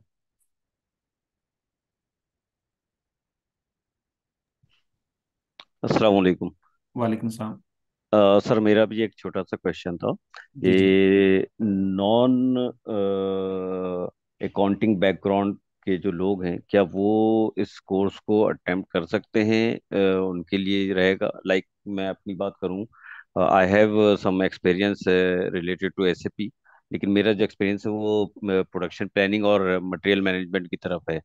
ओके। फाइनेंस की तरफ कोई भी एक्सपीरियंस नहीं है, बैकग्राउंड मेरा नहीं है टोटली। ठीक है। एक्सपीरियंस ओवरऑल मेरा काफ़ी वास्ट है, 20+ का है, ओरेकल का बैकग्राउंड रखता हूँ मैं, हम्म। डेवलपमेंट एंड डेटाबेस सारी। एसएपी में भी बहुत कुछ अभी पढ़ रहा हूँ और प्रोडक्शन प्लानिंग पर काम भी कर रहा हूँ। बट एक ठीक है। फाइनेंशियल साइड पर एक्सपीरियंस मेरा कोई नहीं है, नॉलेज भी नहीं है इनफैक्ट। तो क्या ये कोर्स मुझे करना चाहिए, या पहले मुझे कुछ अकाउंटिंग की बैकग्राउंड को समझ लें फिर मैं आऊँ उधर, तो मेरे लिए बेहतर रहेगा?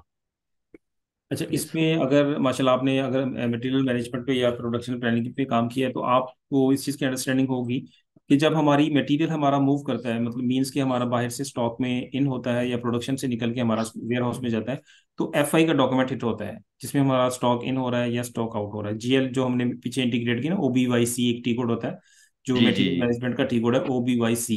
उसके अंदर हमने अपने GLs को FI की और MM की इंटीग्रेशन हम वहाँ पे हम करते हैं। तो वो अगर राइट। आपका MM का ही बैकग्राउंड है तो वहाँ पे उसकी बेसिस के ऊपर आपकी ऑटोमेटिकली अंडरस्टैंडिंग FI के साथ हो जाएगी। और दूसरी मेजर बात कि अगर आप FI को सीखते हैं, अंडरस्टैंड करते हैं, तो इसका सबसे ज़्यादा फायदा ये है कि हमारा जो FI का मॉड्यूल है, ये आप समझ लें कि बिल्कुल जो है वो एंड पे आता है। एक तरफ से हम देख लें तो फ्रंट पे आता है, दूसरी साइड पे देख लें तो एंड, मीन्स कि आपके फाइनेंशियल्स जो निकलते हैं वो FI की बेस पे निकलते हैं। और FI का मॉड्यूल ऐसा है जो कि अब मैं ये समझता हूँ कि जो सब सब सारे मॉड्यूल्स इसके ऊपर डिपेंडेंट है। बट FI नो डाउट कि डिपेंडेंट है अदर मॉड्यूल्स के ऊपर, बट इतना डिपेंडेंट है, ये इंडिपेंडेंट मॉड्यूल है। और दूसरी एक प्रैक्टिकल एग्जांपल मैं आपको देता हूँ कि मैंने आज तक मेरी भी हिस्ट्री के अंदर मैंने जितना भी मैंने देखा है SAP को इम्प्लीमेंट होते हुए, जिन प्रोजेक्ट्स के ऊपर FI का बंदा प्रोजेक्ट हेड होता है ना, वो हमेशा सक्सेसफुल मैंने देखा है। ठीक है, उसकी रीजन क्या है?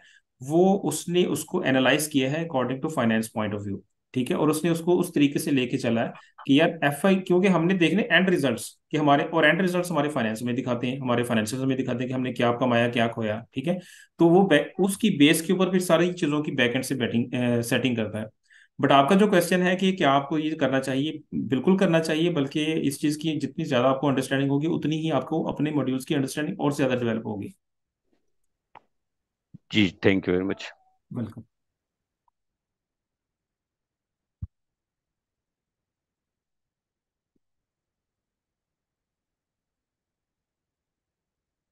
जी जी, क्वेश्चन नेक्स्ट बताएं।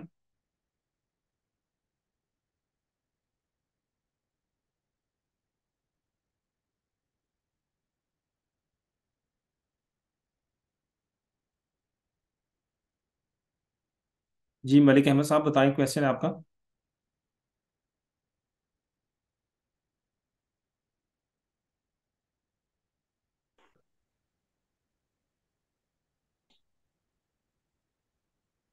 अस्सलाम वालेकुम सर, मेरा क्वेश्चन है ओके। कि हम इसमें जो FI और CO मॉड्यूल जो है वो दोनों इसमें पढ़ाए जाएंगे हमें। जी जी जी, दोनों होंगे। लेकिन वो तो ज़्यादा लेंथी नहीं होते कोर्सेज, एक महीने में हम कवर कर लेंगे इसको। सर देखिए, उसमें जो चीज़ें मैंने आपको ब्रीफ की ना, ये चीज़ें अल्हम्दुलिल्लाह हम सारी कवर करेंगे। बट अगर आप डिटेल की बात करें तो वो तो हम अगर एक टॉपिक को पकड़ लें तो वही मेरे ख्याल से हम एक महीने में कवर करेंगे मुश्किल से। इम्प्लीमेंटेशन की मैं बात कर रहा हूँ कि जब जी हम जी। इम्प्लीमेंट कर रहे होते हैं ना, जब चार्ट ऑफ अकाउंट को अगर हम ले लेते हैं, FI का एक टॉपिक है चार्ट ऑफ अकाउंट, जिसके अंदर हम GLs मेंटेन करते हैं, उसको डिफाइन करते या उसको कॉन्फ़िगर करते करते 2 2 3 3 महीने गुजर जाते हैं। ठीक है, तो उसमें मैपिंग करनी होती है दूसरे सॉफ्टवेयर जो पहले चल रहा होता है उसके अंदर से हमने अपने इन GLs के अंदर जो बैलेंसेस लेके आने होते हैं, मैपिंग करनी होती है। बट अगर आप उसको लेते हैं, और वैसे भी जो ट्रेनिंग होती है, जो एग्जाम की ट्रेनिंग होती है, जो मतलब एग्जाम से पहले कंपनीज ट्रेनिंग देती हैं, वो 1 मंथ की ट्रेनिंग होती है। और उसमें 20 डेज आपके जो है वर्किंग डेज होते हैं। और वो भी ऐसे ही होती है जिसमें आपने एग्जाम देना होता है। At the end of that session आपने एग्जाम के लिए क्लियर अपीयर होना होता है। तो ये तो अभी आपका वो एग्जाम के पॉइंट ऑफ व्यू से आपका एक सेशन नहीं है, ये तो आपकी एक अंडरस्टैंडिंग है या बेसिक कॉन्फ़िगरेशन या बेसिक जो कॉन्सेप्ट्स क्लियर करने के लिए आपकी एक ट्रेनिंग सेशन है ये। जी ठीक है। और सर ये जो आपने पढ़ाएंगे हमें, इसमें आप एंड यूजर ट्रेनिंग करवाएंगे हमें या उनकी कॉन्फ़िगरेशन जो है दोनों वो दोनों करवाएंगे? कॉन्फ़िगरेशन पहले होगी, बाद में एंड यूजर होगी, ताकि आपको पता चले कि जो हम end user, as end user हम जो एक्टिविटी परफॉर्म करें उसकी बैकएंड पे कॉन्फ़िगरेशन, उसकी चीजें डिफाइन कैसे हुई हैं। जब डिफाइन हुई है, डिफाइन की हुई चीजों को समझ आई, उनकी समझ आएगी, देन आपको फ्रंट एंड से या एज एंड यूजर जब आप काम कर रहे होंगे तब उसकी अंडरस्टैंडिंग ज्यादा डेवलप। इसकी मैं प्रैक्टिकल एग्जांपल आपको देता हूँ। मैंने जब SAP के अंदर मैंने जब इसमें आया हूँ, मैं SAP में, ये 2008-9 की बात है। उस टाइम जब मैं इसमें आया हूँ तो मेरी फर्स्ट जॉब जो मेरी SAP की थी वो मेरी एंड यूजर की थी। बट मैं 2 3 साल की मेरी वो जॉब थी, मैं वो समझ ही नहीं पाया कि ये चीज़ें कैसे डिफाइन हो रही हैं। ठीक है, बट 3 साल के बाद जब मुझे कॉन्फ़िगरेशन का कंसल्टेंसी फर्म के अंदर मुझे मौका मिला काम करने का, देन मैंने समझा कि मैं जो आगे एंड यूजर पे मैं जो काम कर रहा था उसकी पीछे बैकएंड से ये कॉन्फ़िगरेशन, फिर वो अब ये समझ लें कि एक महीने के अंदर मैंने वो कुछ सीखा जो मैं 3 साल में नहीं सीख सका। तो मैं हमेशा अपने स्टूडेंट्स से ये कहता हूँ, अगर आप क्योंकि कुछ स्टूडेंट्स के क्वेश्चन होते हैं कि सर हमने तो एज ए एंड यूजर काम करना है, या हमने तो किसी ऐसी कंपनी में जहाँ पे SAP पहले से इम्प्लीमेंट हुआ हुआ। ठीक है, नो डाउट कि आप वहाँ पे जॉब करें जहाँ पे पहले से इम्प्लीमेंट है। बट आप एज ए एंड यूजर जब काम कर रहे होंगे और आपको बैकएंड का भी पता होगा कि वहाँ पे ये चीज़ें इसलिए डिफाइन हुई हैं, आपके साथ में बैठे हुए बंदे को नहीं पता होगा, वो भी एंड यूजर है, आप भी एंड यूजर है। बट आपको अगर पता है तो आपका कॉन्फिडेंस लेवल और होगा, उसका और होगा, क्योंकि आपको पता है कि बैकएंड से ये चीजें डिफाइन ऐसे ऐसी हुई हैं, और मुझे पता है कि इसके रिजल्ट्स यहाँ पे ऐसे आ रहे हैं। तो इस ट्रेनिंग सेशन का पर्पज ही ये है, सिर्फ एंड यूजर ट्रेनिंग नहीं, बल्कि कॉन्फ़िगरेशन हमारी पहले, बाद में एंड यूजर, आप उसको एज ए एंड यूजर उसकी टेस्टिंग करेंगे कि यार हमने बैकएंड से जो है इनपुट टैक्स या आउटपुट टैक्स का जो कोड था वो हमने कॉन्फ़िगर किया बैकएंड से, और उसका इफेक्ट आगे फ्रंट पे ये आया कि उसकी परसेंटेज सिस्टम ने सेपरेट कैलकुलेट करके दी हमें। ठीक है, हम एंट्री पोस्ट करते हैं, इनपुट टैक्स भी करते हैं, आउटपुट टैक्स भी करते हैं, पर हमें पता ही नहीं होता इसकी बैकएंड पे किस तरीके से वर्किंग हुई है। तो उसकी अंडरस्टैंडिंग ज्यादा डेवलप हो जाती है जब आप बैकएंड से काम करते हैं। अच्छा, इन कॉन्फ़िगरेशन है वो हम कोई कोड लिखते हैं उसके लिए, या वैसे ही कोई ड्रॉप? एसपीआरओ का टी कोड होता है, एसपीआरओ का सिर्फ एक ही टी कोड है। जब एसपीआरओ का टी कोड आप लगाते हैं तो वो आपको जिस स्क्रीन पे लेके जाता है, वो पूरा स्क्रीन ही आपकी कॉन्फ़िगरेशन की है। ठीक है।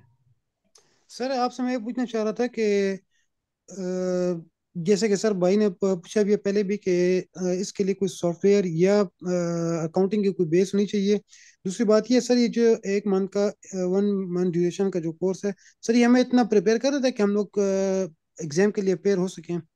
देखें, जहां तक पहला क्वेश्चन आपका है कि अगर आपका बैकग्राउंड फाइनेंस अकाउंटिंग का नहीं है, तो अभी रिसेंटली मेरे एक ग्रुप मेरा चल रहा है, उसमें भी एक स्टूडेंट पार्टिसिपेंट है मेरे, वो आया GMIT है किसी कंपनी में ना, GMIT है, बट वो FI को सीख रहे हैं इस टाइम। ठीक है, उनका 20-25 साल का एक्सपीरियंस है, बट वो FI को सीख रहे हैं।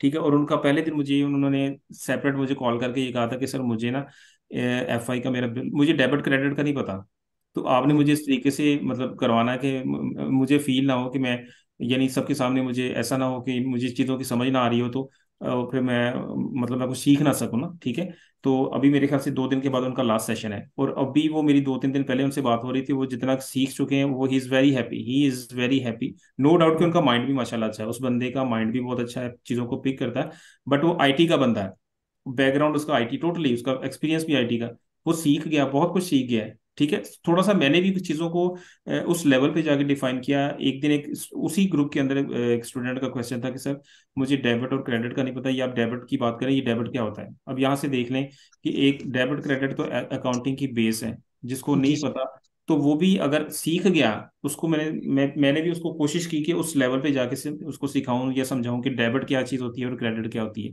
ठीक है, मैंने हम्म। फिर उसको एक एग्जांपल दी थी कि जब आप कोई चीज़ जब एक एंट्री पोस्ट करते हो, मीन्स कि उसको एग्जांपल मैंने ये दी कि आपने अपना एक बिजनेस शुरू किया है। ठीक है, आपने बिजनेस शुरू करने के बाद आपने अपनी शॉप के अंदर कोई एक्सपेंस करना, आपने कोई सिस्टम के, आपने किसी को सैलरी देनी, अपने वर्कर आपने रखा उसको सैलरी देनी, आपने उसको 20,000 सैलरी दी। अब वो 20,000 सैलरी आपकी एक्सपेंस हो गया, तो आपके एक्सपेंस के अगेंस्ट किसी और GL को या किसी और चीज, कोई चीज आपकी हिट हुई ना, वो कौन सी हिट हुई, आपकी पॉकेट कैश हिट है। हुई, मीन कि आपका कैश हिट हुआ। ठीक बिल्कुल। है, मीन कि आपने किसी को पे किया, उसके अगेंस्ट आपका कैश गया। तो डेबिट क्रेडिट का कॉन्सेप्ट तो यही है ना कि एक चीज डेबिट हो रही दूसरी क्रेडिट हो रही है। तो ये जी चीजें सर। होती, बड़ा ये कि इस चीज से आप वरी ना करें कि अगर बैकग्राउंड आपका उसका नहीं है अकाउंटिंग और फाइनेंस का, तो इसमें कोई मसला नहीं है, आप सीख सकते हैं। नहीं और जो सपोज सर दूसरा बिल्कुल क्वेश्चन ही है, सर बिल्कुल ही हटके, जैसे बेस पॉलिटिकल साइंस है या ऐसा कोई और लें सर, मतलब IR वगैरह है, मतलब है कि बिल्कुल ही हटके, तो उसको करना चाहिए कि नहीं करना चाहिए सर? मैं सिर्फ ये पूछना चाह रहा हूँ सर। मेरा देखिए, तो सर मेरा जो बैकग्राउंड है वो तो अकाउंटिंग से ही है। तो वो तो ठीक है ना, लेकिन मैं सर अपने मेरा कजन है वो करना चाह रहा था ना, तो वो हम्म, इसमें और कोर्सेज करना चाह रहा था, तो वो मैं अभी इसलिए पूछ रहा हूँ कि मैंने कहा उसको मैं फिर सजेस्ट करूँ कि ना करूँ, कि उस मतलब पे ये है कि वो। अगर वो पॉलिटिकल साइंस मीन के वो उनका टेक्निकल फील्ड है, राइट। Yes sir. ठीक है, SAP के अंदर टेक्निकल की भी एक फील्ड है, लेकिन देखिए मैंने आपको पहले भी बताया कि जब आप किसी भी SAP के अंदर जब एक मॉड्यूल के अंदर काम करते हैं ना, तो दूसरे मॉड्यूल्स की अंडरस्टैंडिंग भी आपको ऑटोमेटिकली आ ही जाती है। नहीं आती तो आपको सीखनी चाहिए, तभी आप सर्वाइव कर पाते हो SAP के अंदर। और FI का मॉड्यूल ऐसा है जिसमें आप अगर दूसरे मॉड्यूल्स के लोग हैं, जिसमें IT के बंदे की एग्जांपल थी, वो क्यों FI सीख रहा है, उसका 25 साल का एक्सपीरियंस, उसको क्या जरूरत, और GMIT है किसी कंपनी में, उसको क्या जरूरत महसूस हुई कि वो FI को सीख रहा है, क्योंकि हम्म। उसकी फर्म के अंदर उसको ऑडिट फर्म है, और जिस फर्म की मैं बात करूं ऑडिट फर्म है, बड़ी जो है अच्छे लेवल की ऑडिट फर्म है। तो वो बंदा अगर सीखना चाह रहा है, इट्स मीन कि उसको ज़रूरत महसूस हुई, तो मैं भी ये सजेस्ट करूंगा कि जो लोग FI से हट के भी हैं, फाइनेंशियल अकाउंटिंग से हट के भी हैं, एटलीस्ट इस प्रोसेस को जरूर समझें, फाइनेंस की, अकाउंटिंग की, फाइनेंस इसकी प्रोसेसेस को एक दफ़ा जरूर समझें। उसके बाद SAP के अंदर दूसरी फील्ड भी है, टेक्निकल ABAP की फील्ड है, बेसिस की फील्ड है, वो टेक्निकल फील्ड्स हैं, आप उसमें भी आ सकते हैं। ठीक है सर। और सर मेरा जो दूसरा क्वेश्चन था सर, क्या हम लोग इतने प्रिपेयर हो जाते हैं कि एग्जाम क्लियर कर सकें? हाँ जी, उसमें ये है कि आपकी एक 1 मंथ में आपकी, आप ये समझ लें, थ्योरेटिकल चीजें कवर हो जाएंगी, प्रैक्टिकल भी आपका काफी हद तक कवर हो जाएगा। बट ये कि अगर आप समझते हैं कि यार ये देखो, कुछ तो आपके माइंड के ऊपर होता है कि आप उन चीजों को जी सर। कितना का एब्जॉर्व कर पाते हैं। बहुत से ऐसे मैंने देखे, 1 1.5 महीने या 2 महीने की ट्रेनिंग के बाद वो जो है वो अपीयर होते हैं और क्लियर कर जाते हैं टेस्ट। बट ये कि कुछ ऐसे होते हैं जो 6 महीने करने के बावजूद भी नहीं कर पाते।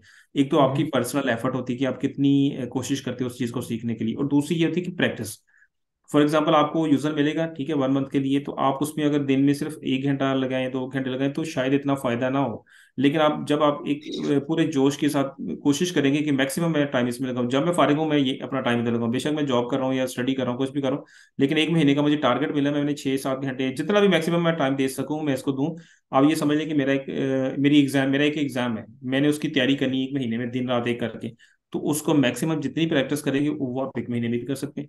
बट अगर आपका टाइम पीरियड कम होगा तो हो सकता है आपको 2 महीने लगे, 3 महीने लगे, ये चीज है। ठीक। और सर इसका स्कोप क्या है सर? स्कोप तो सर इसका अनलिमिटेड है। ठीक है, अनलिमिटेड से मुराद ये है कि जो फॉरेन के अंदर लोग बैठे हुए ना, जो गोरे बैठे हुए ना, वो उनको इतनी अंडरस्टैंडिंग नहीं है एसएपी की जितनी कि हमारे पाकिस्तान और इंडिया के लोगों को है। मींस मतलब कि इसको हम लोग पाकिस्तान और ऑनलाइन सर, ऑनलाइन इसको हम लोग सर्विसेज प्रोवाइड कर सकते हैं नहीं? बिल्कुल कर सकते हैं, ऑनलाइन आप दे सकते हैं। आप ऑनलाइन के ऊपर ही बहुत सारी, जब से ये कोविड आया था उसके बाद तो ऑनलाइन की फैसिलिटी बहुत ज़्यादा, वर्क फ्रॉम होम की फैसिलिटी बहुत ज़्यादा फाइवर जिस ऑर्गेनाइजेशन। तरह आप वर्क है इस तरह इस पे है। जी, बिल्कुल वर्क फ्रॉम होम की देखें, कुछ कंपनीज जो है ना वो रिमोटली को प्रेफर करती हैं। यानी कि यस। वो कहते हैं कि जी आप वर्क फ्रॉम होम करें, वो उस चीज़ को प्रेफर करते हैं, तो अपॉर्चुनिटीज तो निकलती रहती हैं मार्केट में। ठीक है सर, थैंक यू सो ठीक मच। है, आपके पास नॉलेज हो, आपके पास ग्रिप हो चीज़ों की, नॉलेज अपॉर्चुनिटीज निकलती रहती हैं जब आपने, लेकिन आपके पास अगर नॉलेज नहीं है या आपने कुछ सीखा नहीं है, अपॉर्चुनिटी आ गई तो आप कुछ नहीं कर सकते वहां पे। सही बात, ठीक हो गया, थैंक यू। सर ये जो आप कह रहे हैं कि एग्जाम वगैरह की बात कर रहे हैं, एग्जाम देना पड़ता है, तो फिर वो कोई सर्टेन ऑर्गेनाइजेशंस हैं जो एग्जाम लेती हैं, या फिर वो आप ही के थ्रू ही यानी कि हमारे एग्जाम्स हो रहे होते हैं? उसमें होता है कि कुछ ऐसी फर्म्स हैं जो कि जिसका कहते हैं ना लाइसेंस लिया हुआ है, कुछ कंपनी जैसे कोई यानी कि अब मैकडोनल्ड्स है ना, मैकडोनल्ड्स हर कोई मैकडोनल्ड्स नहीं बना के बैठ सकता, लाइसेंस लिया जाता है। ठीक है, इसी तरह कोई भी आप ब्रांड है ना, उसका अगर आपने सेटअप स्टार्ट करना है तो आपको लाइसेंस लेना पड़ता है। तो इसी तरीके से कुछ ऐसे एजुकेशनल पार्टनर है पाकिस्तान में भी हैं, जिनके पास ये लाइसेंसिंग है, जिनके पास ये ऑथराइजेशन है, जिनको ये राइट है कि वो अपने स्टूडेंट्स को अपनी ऑर्गेनाइजेशन में बिठा के जर्मनी से ऑनलाइन टेस्ट दिलवा के अगर क्लियर हो जाते हैं तो उनको सर्टिफिकेट प्रोवाइड कर सकते हैं। ठीक है, ऐसे कंपनीज हैं। मैंने 2012 में सर्टिफिकेशन की थी, तो मैंने सिमंस के थ्रू की थी। तो उस टाइम भी मुझे इस तरह ही हुआ था, मैंने इस्लामाबाद लर्निंग सेंटर था इस्लामाबाद में, तो वहाँ पे मैंने एग्जाम दिया था, तो उधर से फिर वो मेरा क्लियर हो गया था, तो मेरा सर्टिफिकेट जर्मनी से आया था। बट उसमें क्या होता है कि अब जिस तरह आप लोग हैं, इस तरह बहुत सारे स्टूडेंट्स हैं, वो ऑर्गेनाइजेशन उन ऑर्गेनाइजेशन से कंसल्ट करते हैं कि सर हमने एग्जाम देना। ठीक है, वो कहते हैं जी ठीक है, उनको आइडिया हो जाता है कि जी इतने स्टूडेंट्स हमारे पास, कोई 20 25 30 स्टूडेंट्स इकट्ठे हो गए, तो आपको फिर वो एक स्पेसिफिक डेट दे देते हैं उधर से, टाइम लेके एग्जाम वालों से, एग्जाम डिपार्टमेंट से टाइम लेके, वो आप सारे स्टूडेंट्स को एक दिन एक टाइम दे देते हैं और एक जगह बता देते हैं कि जी आप सब लोगों ने इस दिन इस जगह पे आना है। और वहां पे जो है वो एग्जाम होगा, ऑनलाइन एग्जाम होता है, जिसमें ठीक है कंप्यूटर पे ऑनलाइन 80 क्वेश्चंस का एग्जाम होता है, टेस्ट होता है, MCQs type, multiple choice questions होते हैं, एक क्वेश्चन के 4 4 5 5 आंसर होते हैं, आपने उनमें से किसी एक दो, जो भी आंसर हो, अगर एक आंसर है तो एक को चूज करना, दो है तो दो ऑप्शन को चूज करना होता है। तो इस तरह के क्वेश्चन होते हैं, 80 क्वेश्चन, तो 2.5 से 3 घंटे का टाइम होता है, ये उसमें आपने कवर करना होता है। और उनको जब आप टिक, जस्ट ऐसे ही आपने टिक करना, नेक्स्ट क्वेश्चन आ जाना, टिक करना, नेक्स्ट क्वेश्चन आ जाना। तो ऐसा भी नहीं है कि जो निकल गया क्वेश्चन उसको आप दोबारा देख नहीं सकते, अब दोबारा पूरा पेपर, दोबारा पूरे क्वेश्चंस को दोबारा रिवाइज भी कर सकते हैं। लेकिन उस सारी चीजों को देखने के बाद एट द एंड आपने सबमिट का बटन प्रेस करना होता है, तो उसके बाद फिर आपका वो सबमिट हो जाता है, उसके बाद फिर आप कुछ नहीं कर सकते, और फिर 5 सेकंड के बाद आपका रिजल्ट आपके सामने होता है।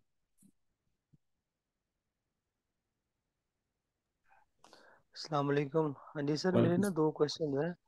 एक ये है कि मुझे ये बताइएगा कि आप जो हमें ट्रेनिंग देंगे, इसमें आप complete chart of account implement करके दिखाएंगे? और दूसरा ये बताइएगा कि जो सैप है, इसमें जो क्लोजिंग होगी वो मंथली बेस पे होती है या एनुअली बेस पे क्लोजिंग होती है? ठीक है, पहला जो क्वेश्चन है मिस्टर फारूक, वो उसका आंसर ये है कि जब हम ऐसे भी इम्प्लीमेंट करते हैं ना किसी कंपनी में, तो हमें 1 से 1.5 साल लगता है। कम से कम 6 मंथ होते हैं, मैक्सिमम हमारे 1.5 साल होते हैं। ठीक है, और मैंने जब भी थोड़ी देर पहले बताया कि सबसे ज़्यादा टाइम जो हमें लगता है वो चार्ट ऑफ अकाउंट पे लगता है। उसकी रीज़न क्या होती है कि हमारा जो एसएपी से पहले किसी कंपनी में जो सॉफ्टवेयर चल रहा है, उसमें जो जीएल उन्होंने मेंटेन किया है एक लोकल कस्टमर्स के लिए, या उन्होंने फॉरेन रेनोवेशन के लिए, या किसी एक्सपेंस के लिए उन्होंने एक जीएल डिफाइन किया हुआ। हम एसएपी के अंदर उसको किस जगह पे इनकॉर्पोरेट करेंगे, इसको कहते हैं मैपिंग। ये सबसे इंपॉर्टेंट चीज होती है। अगर आपकी मैपिंग गलत हो जाती है ना, तो आपके फाइनेंशियल्स गलत हो जाते हैं। जिस चीज को आपके एक्सपेंस में जाना होता है वो आप एसेट में डाल देते हो, एसेट वाले को आपने एक्सपेंस में डाल दिया, तो आपके फाइनेंशियल्स ही गलत हो जाते हैं, सारी चीजें उलट हो जाती हैं। तो this is very important thing कि आपने जीएल्स को कैसे डिफाइन करना, किस किस जगह पे डिफाइन करना। तो एक महीने के अंदर ये पॉसिबल नहीं होगा कि पूरा चार्ट ऑफ अकाउंट डिफाइन किया जाए, बट उसके अंदर जो बेसिक बेसिक चीजें हैं कि एसेट के अकाउंट ग्रुप के अंदर हम कौन कौन से जीएल क्रिएट करेंगे, लाइबिलिटी के अंदर हम कौन कौन से जीएल क्रिएट करेंगे, एक्सपेंस के अंदर हम कौन कौन से जीएल क्रिएट करेंगे, सेल्स एंड रेवेन्यू के अंदर कौन कौन से करेंगे, जो मेन मेन है वो हम करेंगे। ठीक है। और दूसरा क्वेश्चन क्या था आपका?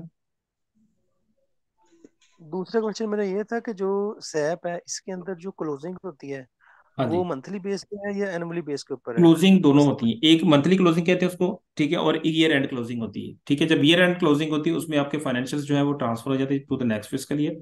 बैलेंस शीट के बैलेंसेस सारे as it is next fiscal year में सेम जीएल्स के अंदर ट्रांसफर हो जाते हैं। और जो पीएनएल के जीएल्स होते हैं, प्रॉफिट एंड लॉस की, मीन्स के एक्सपेंस के और रेवेन्यू और सेल्स के जीएल होते हैं, उन सारों का नेट होके आपके एक जीएल के अंदर ट्रांसफर हो जाता है, वो भी नेक्स्ट फिस्कल ईयर में, जिसको रिटेन अर्निंग अकाउंट हम कहते हैं। और करंट फिस्कल ईयर के अंदर अंदर जो पीएनएल के जीएल्स होते हैं उन सारों के बैलेंसेस जीरो हो जाते हैं। ठीक है। और जो मंथली क्लोजिंग होती है वो आपकी होती है कि आपकी फाइनेंशियल क्लोजिंग है, आपकी बैंक स्टेटमेंट्स आती हैं, आपके बैलेंसेस टैली होते हैं। ठीक है। आपने जो जीआरआईआर आई होती है आपकी, आपके स्टॉक आपने इन किया होता है, आपने वेंडर से कुछ मटेरियल परचेज किया, उनकी इनवॉइसेस भी आ चुकी होती हैं, आपने उनको पोस्ट करके प्रोसेस कर दिया होता है। ठीक है। तो इस तरह की क्लोजिंग आपकी होती है मंथली बेसिस पे।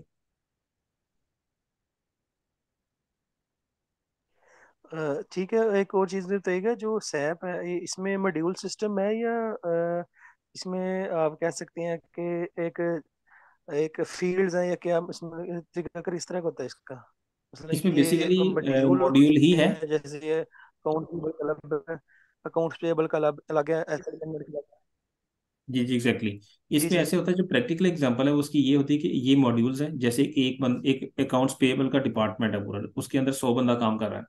वो अकाउंट्स पेएबल के जो यूजर है ना, 100 पीपल जो एम्प्लॉयज काम कर रहे हैं, उनके 100 के जो कंप्यूटर्स हैं, उनका हर एक का एक यूजर बना हुआ है। उस यूजर के ऊपर क्या करते हैं आईटी वाले, टी कोड ऑथराइज कर देते हैं कि ये जो 100 यूजर हैं सिर्फ अकाउंट्स पेबल के टी कोड ही यूज कर सकते हैं, अकाउंट्स रिसीवेबल का एक टू टी कोड भी वो यूज नहीं कर सकेंगे, उनको ऑथराइज नहीं होगा।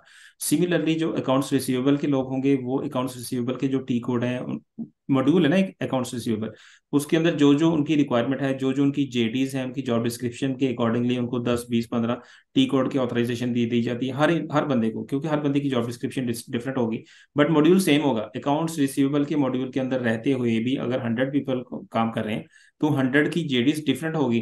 कोई पोस्टिंग इनवॉइस पोस्टिंग कर रहा है, कोई पेमेंट कर रहा है, कोई डाउन पेमेंट को डील कर रहा है, कोई सेल को डील कर रहा है, डिफरेंट चीजों को लोग डील करें। तो जो जो बंदा जिस जिस कैटेगरी से बिलोंग करता होगा उसको उन्हीं उन्हीं तरह के उसी तरह के टी कोड्स की ऑथराइजेशन दी जाएगी।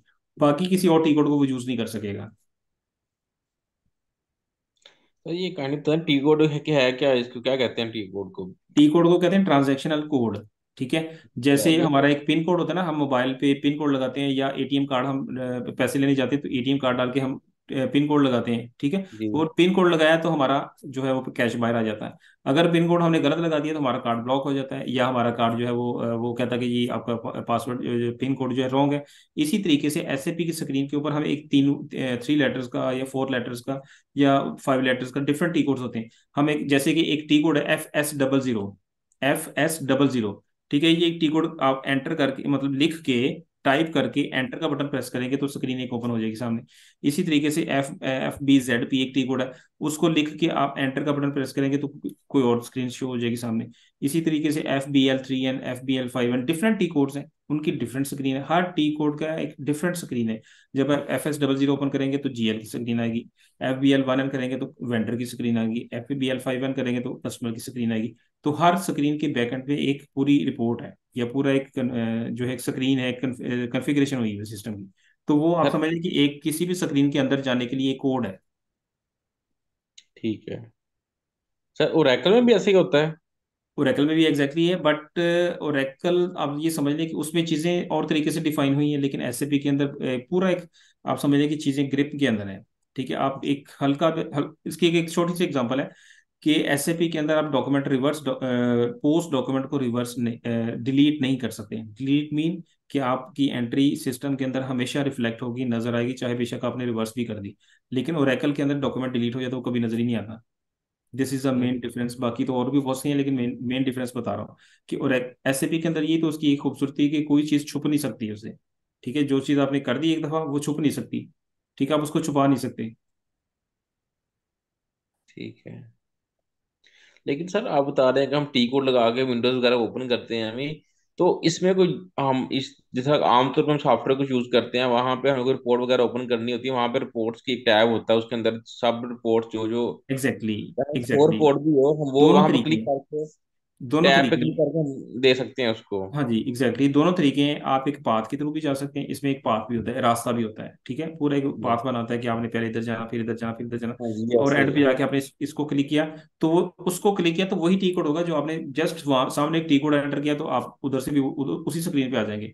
इसमें सर जो फर्क है वो है टी कोड जबानी याद करने पड़ेंगे फिर। तो आप पाथ को फॉलो कर लें, कोई मसला नहीं, पाथ हाँ, आप पाथ भी कर पाथ सकते को हैं। वो उसमें पाथ की भी ऑप्शन होती होगी ताकि हम याद नहीं, चीजें जैसे सीएमडी कमांड प्रॉम्प्ट में हमें कमांड याद करनी होती थी, कुछ भी हमें नहीं, इसमें लिखना पाथ भी है। था। इसमें देखें, बैकएंड का भी पाथ है, फ्रंट एंड का भी। अगर आपने एज एंड यूजर काम करना उसका भी पाथ है, ठीक अगर है आपने कॉन्फ़िगरेशन करनी है उसका भी पाथ है। दोनों तरह, दोनों जगहों से आप पाथ के थ्रू भी जा सकते हैं। ठीक है।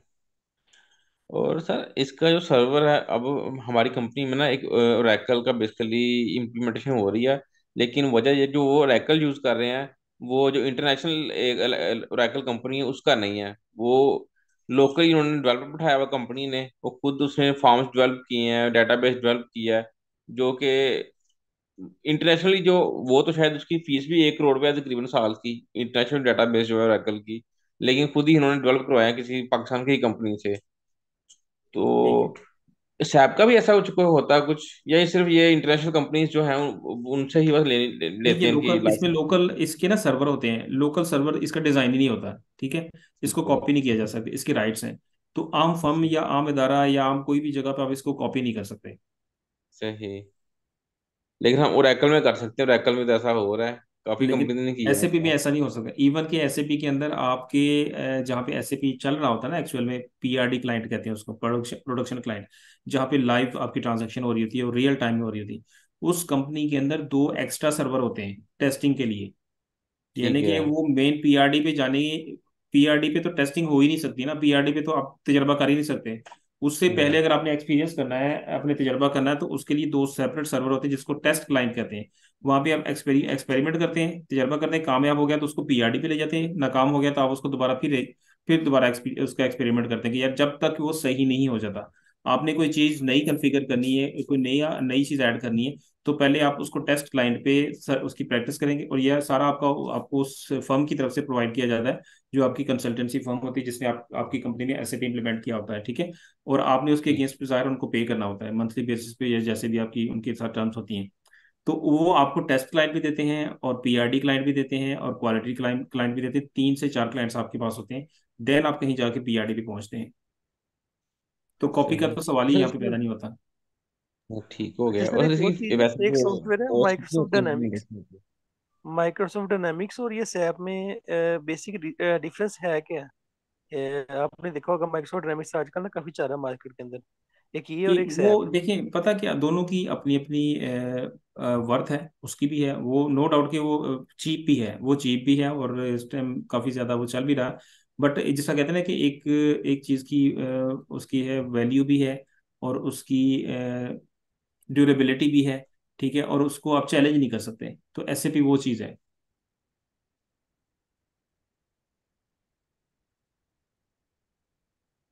और बाकी दूसरी बात यह है कि मार्केट के अंदर, अगर आप पाकिस्तान की मार्केट की बात करते हैं या पाकिस्तान से बाहर की भी बात करते हैं, तो ये वो चीज़ है जिसमें आप ये नहीं कह सकते कि यार इसकी वैल्यू कम होगी, या इसकी कोई डाउटफुल इसकी है कि सिनेरियो है कि यार ऐसा ना हो जाए वैसा ना हो जाए, ऐसा सिनेरियो नहीं है। ठीक है, आप इसमें मेहनत करें, स्ट्रगल करें, चीज़ों को सीखा होगा तो आगे अपॉर्चुनिटीज निकल आती हैं। बट अगर आपने उस चीज़ को सीखा नहीं है, अपॉर्चुनिटीज निकल आई, देन आपके पास फिर कोई सोल्यूशन नहीं होगा उसका। एक चीज अपनी तरफ से एफर्ट करें, मैं हमेशा ये कहता हूँ, आप अपनी तरफ से एफर्ट करें, चीज अपनी ग्रिप में लेके आए। नॉलेज आपके पास हो, अपॉर्चुनिटी तो अल्लाह ताला कहीं ना कहीं दे ही देते हैं।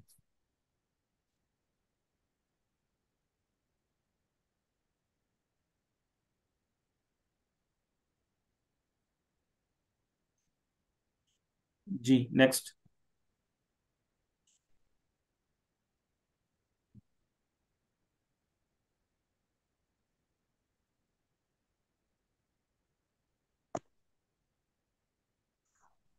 क्या ख्याल है आमिर भाई, कोई मजीद क्वेश्चन नहीं है? ओके। बहुत शुक्रिया, बहुत शुक्रिया, थैंक यू सो मच, आपने बहुत अच्छे से चीज़ों को एक्सप्लेन किया और हर क्वेश्चन को आपने एड्रेस किया, तो थैंक यू सो मच। तो अगर कोई क्वेश्चन हुआ तो हम आपसे शेयर कर देंगे, ठीक है? Okay okay, why not. Sir वो है कि मैंने क्लास 10 नहीं की थी शुरू में ना, क्योंकि वो मैं जरा घर से बाहर गया हुआ था, तो हम्म। जी रिकॉर्डेड वकास लेक्चर भाई, मिल रिकॉर्डिंग जाएगा मिल तो जाएगी, मैं। वकास भाई कल आपको आपके ग्रुप में रिकॉर्डिंग मिल जाएगी, ठीक है? इंशाल्लाह। ठीक है सर। Thank you. चलिए, बहुत शुक्रिया जी आमिर भाई, thank you so okay, much. Thank you very much, Allah thanks. Hafiz.